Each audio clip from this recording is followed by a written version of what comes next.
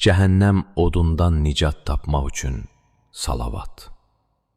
Səvabul Əmal kitabında nəql olunmuşdur ki, İmam Cəfər Sadiq əleyhissalam Səbah İbni Səyyabəyə buyurdu: Sənin üzünü cəhənnəm odunun istiliyindən saxlayan bir şey öyrənmək istəyirsənmi?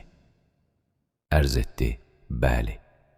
Həzrət buyurdu: Sübh nazından sonra 100 dəfə Allahümmə səlli alə Muhammedin və ələ Muhammed de ki, Allah Teala sənin üzünü cəhənnəm odunun istiliyindən saxlayacaqdır.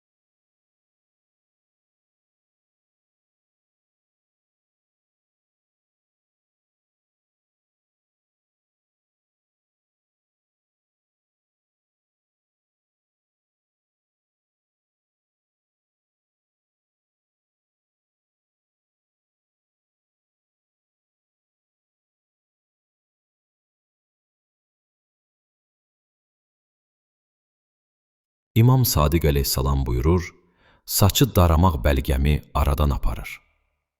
İmam Sadiq Hindistanlı həkimə buyurdu, saç başın yuxarısında yerləşir, çünki onun kökündən beyinə yağlar tökülür və saçların baş tərəfi deşikdir.